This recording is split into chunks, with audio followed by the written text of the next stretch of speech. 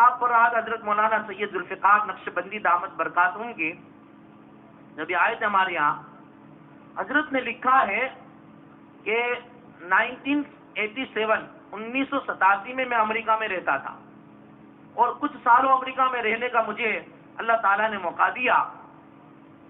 وہاں پر قاری عبد الباسط وہ آتے تھے کہ جن کو اللہ تبارک و تعالیٰ نے قرآن پڑھنے کا جو ملکہ دیا تھا، کہ جب ان کا قرآن لوگ سنتے تھے تو دل مچل جاتا تھا۔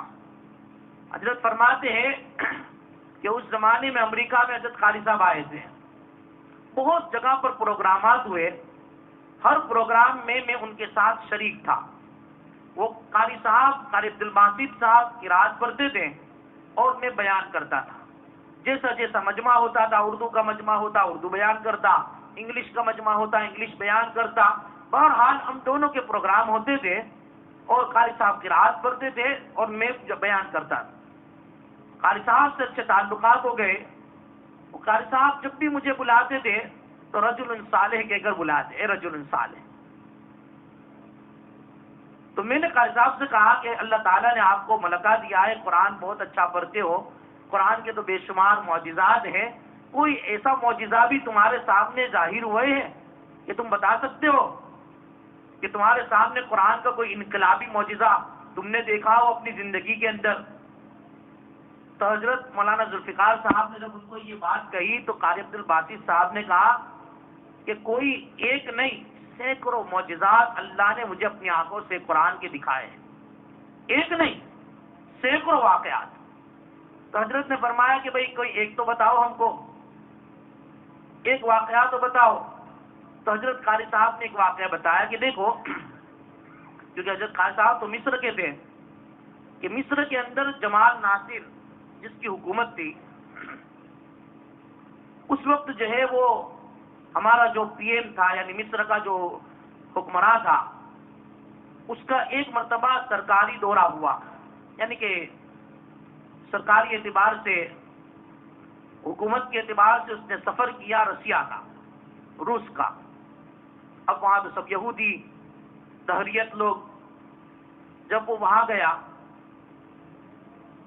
اور جب قاری صاحب فرماتے ہیں کہ اس رسیا کے، یہ ہمارے مصر کے جمال ناصر الدین نے مجھے یہ بتایا تھا کہ جب وہ وہاں گیا، وہاں جانے کے بعد اس کی پارلیمنٹ میں جو میٹنگ تھی وہ میٹنگ ہوئی، اٹینڈ ہوئی۔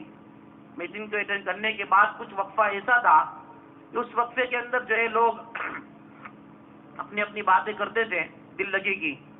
تو اس میں ان لوگوں نے، جو رسیا کے لوگ تھے، بڑے بڑے یہودی اور دہریے لوگ، انہوں نے ان کے اوپر جو ہے ایک ان کے ساتھ بات کی اور کہا کہ کیا تم اسلام کرتے ہو، اسلام مذہب کو چھوڑو، ہمارے مذہب میں آ جاؤ، دیکھو ہم تم کو ایسی ترقی دیں گے، یہ دیں گے، اور تمہاری جو ہے مصر کے اندر اس طرح جو ہے ہم ترقیات کریں گے، ٹیکنالوجی ہم جو ہے داخل کریں گے۔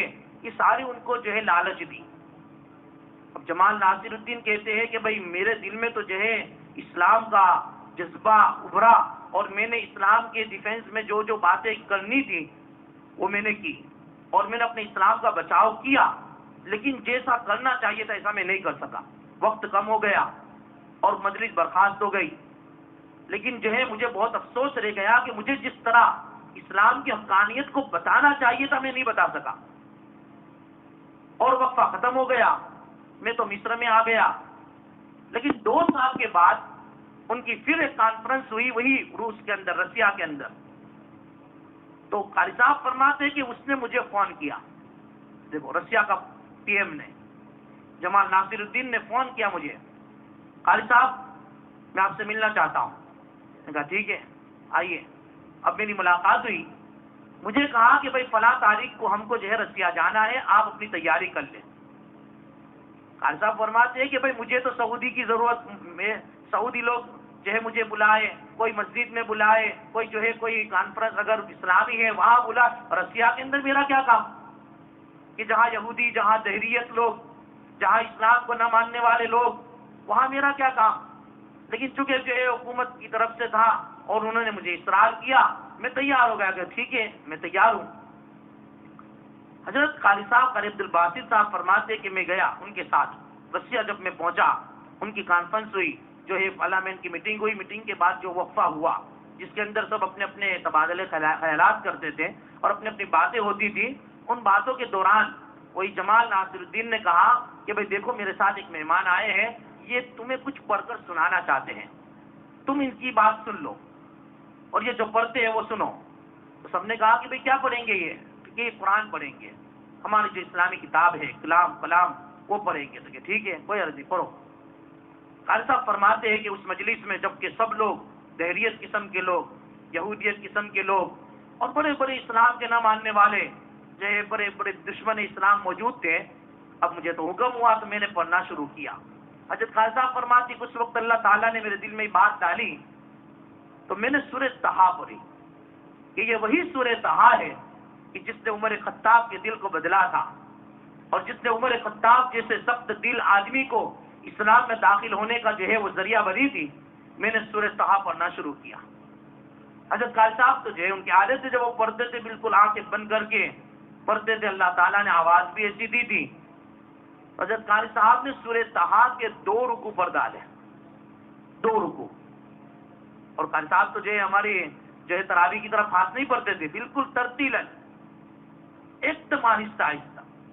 اب 2 رکوع قرآن کریم کی تلاوت کرنے کے بعد قاری صاحب کا خود کا بیان ہے، وہ فرماتے ہیں کہ میں نے اپنی آنکھیں کھولی تو میں دیکھتا ہوں، دیکھ کر حیران ہو گیا، اور یہ قرآن کا حقیقت میں معجزہ تھا کہ وہ دہریت قسم کے لوگ کہ جو قرآن اور اسلام کو نہ ماننے والے، ہر ایک کی آنکھوں میں آنسو تھے، ہر ایک کی آنکھوں میں آنسو۔ اس میں 5-6 آدمی کا لکھا ہے کہ ان کی آنکھوں میں آنسو، آنکھیں اشک بار تھی۔ پھر وہ جمال ناصر الدین کو موقع ملا، میں کہا بھائی تم کیوں رو رہے ہو؟ بھائی تمہاری آنکھوں سے آنسو کیوں جاری ہیں؟ کہ بھائی تم کو پتا نہیں ہے اس میں کیا تاثیر ہے کہ یہ جو پڑھ رہے تھے ہمارے دل کی دنیا بدل رہی تھی، ہم کو جو ہے کچھ الگ فیل ہو رہا تھا، ہم الگ فیل کر رہے تھے، ہم جیسے ذہنی سکون محسوس کر رہے تھے، اور اسی وجہ سے ہماری آنکھوں سے آنسو جاری ہو گئے۔ دیکھو تو جو قرآن کو نہیں ماننے والے ہیں، جب وہ قرآن کو دل کی آنکھوں سے سنتے ہیں تو ان کی آنکھوں سے آنسو جاری ہو جاتے ہیں۔